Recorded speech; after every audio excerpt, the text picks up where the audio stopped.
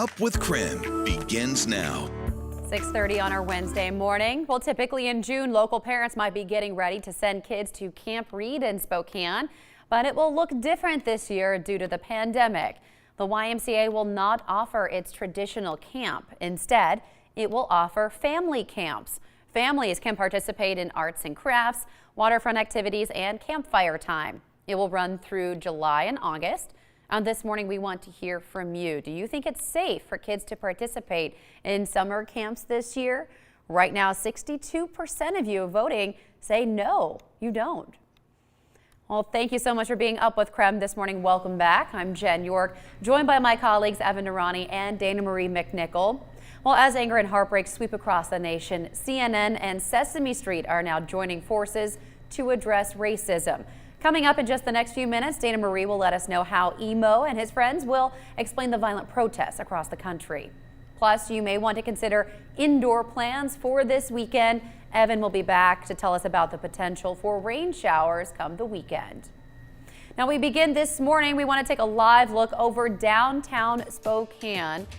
There was a peaceful protest last evening, and taking a live look over Spokane right now. Sunny start to the day. This morning, our crews are not seeing any damage overnight. Now, yesterday, kids gathered in Riverfront Park to share their thoughts on the recent protests. It was put on by a local youth activist. Children, teens, and young adults were encouraged to speak up and put their words into action. Supporters brought masks for participants to practice social distancing. Others donated pizza. Organizers say that event remained peaceful. Now, across state line overnight, armed civilians patrolled downtown Coeur d'Alene amid protests. Police also patrolled the same area along Sherman Avenue. Some business owners boarded up their windows as a precaution. This is their peace and this is their livelihood. You know, you break this, you break what they have. It's not good for the small businesses and the families that are trying to thrive off of this stuff. Coeur d'Alene police did not receive any complaints about violence. Now, results are coming in this morning from Idaho's first mail-in election. And the receiving for the May 19th primary for Kootenai County is now closed. Well, the Kootenai County Elections Office reported a strong turnout. It's estimating it will receive about 32,000 absentee ballots. Now, that is about 10,000 more ballots collected than the 2018 gubernatorial primary in Kootenai County. Coronavirus forced the state to move to all absentee ballots. And even though voter turnout was good, some are still questioning the election this November. I don't know where that's going to go from here. Are we going to continue this process or not?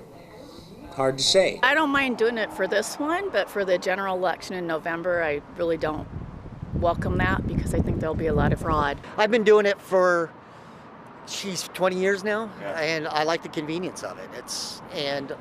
I think it's absurd to think that it's something that could be taken advantage of to the point the way people are making it out to be. For the full Idaho primary election results, you can text election to 509-448-2000, and there we'll send you a link with the most current information. Now we want to check in with Evan for a look outside here on our Wednesday morning. 47 degrees, a pretty cool start to the day. Yeah, it looks like it's been pretty chilly for the last several mornings as we start off the morning, but then in the afternoon we let the sun come in for a few hours, really warms us up into the 60s by about noon and well into the 70s after about 2 and 3 p.m. You can see what happens for today. It looks like our afternoon high is going to be about 73. That's the next 12 hours. Sunrise came several hours ago, and it looks like that sunset is not coming until 8:42, giving us almost 16 hours of day length. On satellite radar, the view has been beautiful. We have stayed dry for the majority of the inland northwest over the last several hours. Looks like that's going to stay that way today and tomorrow, and warm up even more for Friday with upper 70-degree temperatures expected, but that is the day that we start to see those clouds build. We could start off the morning with partly cloudy conditions, but by the time we get to the evening, we're really going to see those clouds thicken, and that's when showers move in for Saturday. So we'll have more details on what the weekend forecast looks like. We'll take a look at Future Tracker, which still doesn't show any wet weather for the next 48 hours, but we'll talk about what is going to be shown beyond that and what the weekend and the beginning of next week looks like. Jen? All right, so you're telling me to do the outdoor chores now. Yeah, unless you want to get some rain on you, I'd say focus on getting those done in the sunlight. Jay doesn't do well in the rain, Evan, so noted. There we go. All right, 6:35 now. A familiar yellow bird is helping parents explain real-world problems to children. Dana Maria McNichol now tells us how Sesame Street is helping kids understand the issues facing our nation. Good morning. Good morning, Jen. That's right. It's a conversation all parents should be having with their kids right now. Sesame Street and CNN are hosting a town hall to talk to kids about racism, the recent nationwide protests, and being more empathetic and understanding. Big Bird, Elmo, and other characters will join CNN anchors to answer questions submitted by families. This town hall is to give both parents and kids resources and understanding more about embracing diversity. It will stream live on CNN.com's homepage and across mobile devices via the CNN apps. And just to note, there is no cable required login. So 60-minute special, which is called Coming Together, Standing Up to Racism, will air Saturday, June 6th at 10 a.m. Eastern Time. And if you'd like to submit questions for the town hall, I've posted the link to that on our Up with KREM Facebook page or on Instagram. Jen, do you remember watching this as a little girl, Sesame Street? And Evan, was this something that was part of your childhood? Oh yeah. Oh, I was a Sesame Street lover. Were you, Jen?